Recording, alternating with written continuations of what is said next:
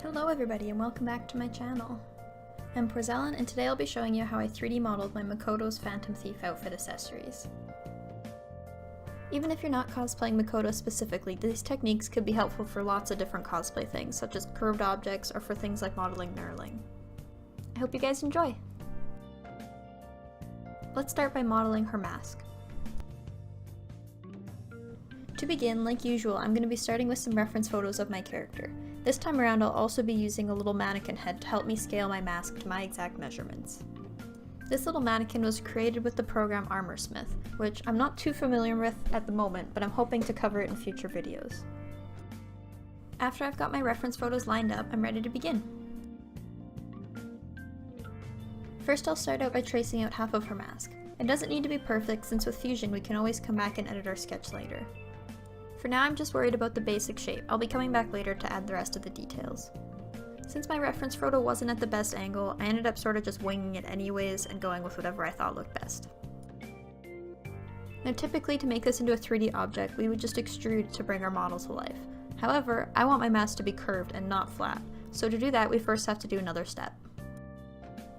Switching over to the other direction from the top of the head, we're going to be drawing out a sketch of what we want the profile of our mask to be. Again, this doesn't need to be perfect since we can always come back and adjust it later. Next we're going to extrude this profile shape up, making sure that it's a bit bigger than the mask that we drew out earlier. After selecting our mask sketch again, we're now going to extrude it, but this time we're going to be selecting the setting from Object instead of just from the sketch itself. Make sure it's a separate body, otherwise it'll stick to our curved template. And that's it, we've basically already made our curved mask.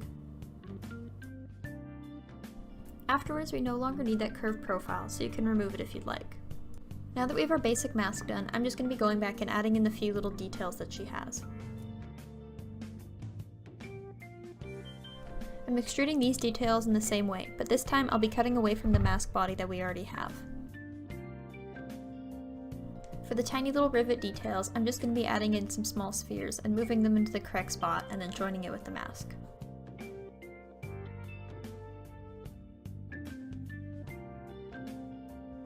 Finally, to finish it off, I'll just be adding some fillets to the edges, here and there, just to make sure there's no sharp corners anywhere it'll be near your face. I ended up going back and altering the sketch a little bit after I found some better references, but aside from that, that's really all it took to make this. Once you're done, just join all the bodies and then mirror the piece over, and that's it! Next up, we'll be making her bracers.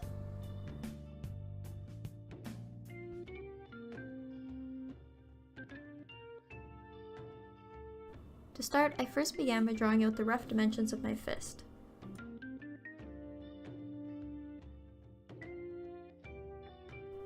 After that was done, I added in a cylinder, which will be becoming our handle piece.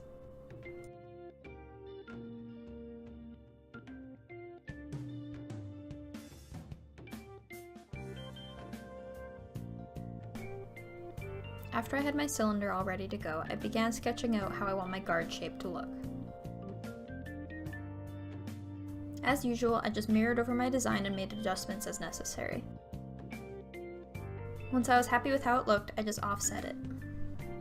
Since I didn't really have any references for this part, I really just wung it and drew however I thought looked best.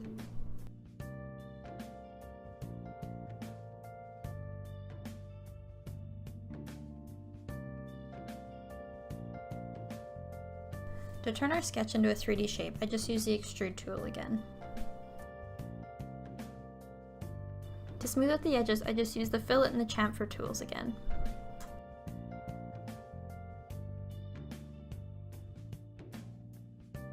Now we're going to be making the spiky parts. For this I started out by drawing a simple polygon. To easily make this spike, I'm going to turn on a setting which allows me to do 3D sketches. You can turn on this setting in your preferences. After we have this setting turned on, we're able to draw in any plane that we wish while we're in the other plane. It's a bit complicated to explain, but basically when I'm in the flat plane, if I hold shift, I can draw it up. After we have our polygon and our point, we can then just select those two and loft them together. After that, simply move up your pyramid and position it wherever you like.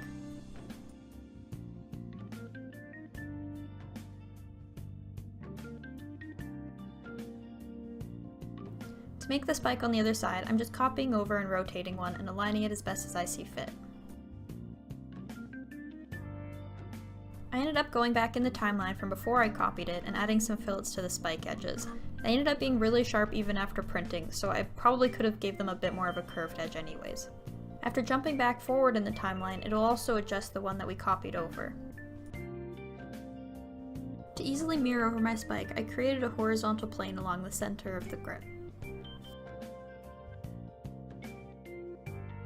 And after that, we're nearly finished. I joined all those bodies together, and then now we're going to get started on the handle detailing. I added a few extra cylinders here and there, and then adjusted our sketch slightly. After a bit of tinkering, I finally came out with a look that I was happy with.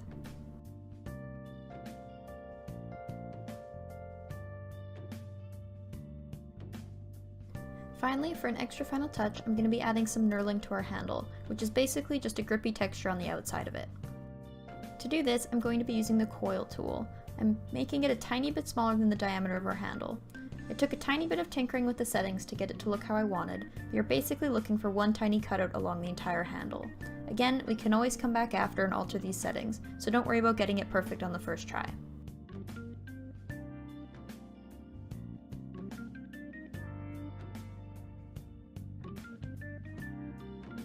After we have our one cutout down the handle, we can select it and then mirror it the other direction.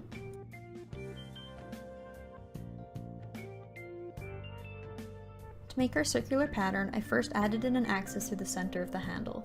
Then it's as easy as selecting our little cutout features and then creating a circular array. Just a heads up, your computer might freeze up a little bit at this part as it's creating the preview. I really recommend saving your model before this, just in case it might crash. And that's a super easy way to make knurling. It's very easy to add texture to our handle this way. For ease of printing, I kept the handle portion and the punchy portion separate. I combined all of the separate pieces into their parts and then cut away the handle so it would have a place to align after 3D printing.